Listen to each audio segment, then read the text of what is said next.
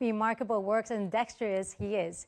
Now, with the economy still trying to recover from the pandemic and international conflicts raging in Europe, art might not be the first thing on our mind, but it has proved again and again that it may be the answer to reducing angst and anxiety.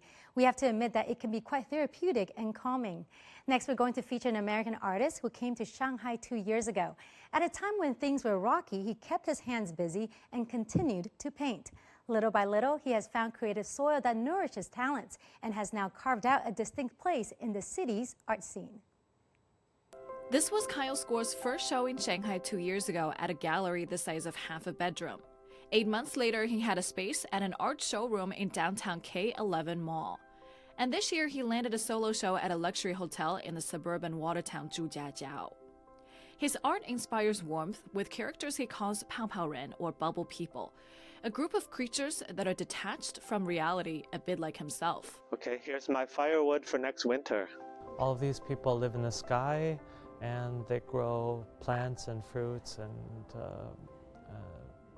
I don't know, their own particular cai. He was perhaps not so different than many artists in the West, living in his imaginary world. The real life of Papa Ren in there. Hence, his partnership with his local agent Yao Yongmei proved essential. Score started in Shanghai as an illustrator and worked gigs here and there.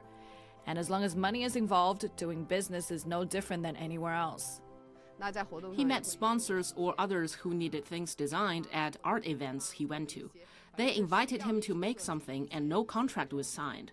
He worked hard for it, and then nothing followed from there. He didn't get paid either. And now Yao deals with these specifics, helping him in all dealings with locals, including finding the next studio. They met in 2020 and slowly worked more closely, which led to more shows and paraphernalia sales that turn out as lucrative as selling art itself. I would never tell him when a place turned him down. An artist is sensitive, and he can start doubting himself. Another difficult thing is picking jobs that suit him.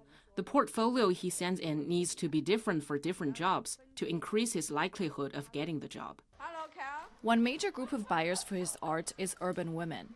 Many buyers appreciate the soft colors and the children's book style.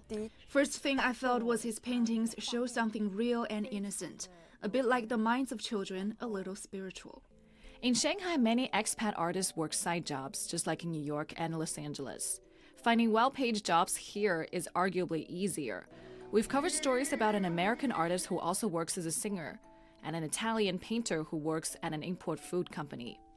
In terms of both art and side jobs, the market is not yet fully developed, so one can argue the environment is friendlier than in some developed Western cities. I know far too many young artists who just simply give up or have long given up because they couldn't do it.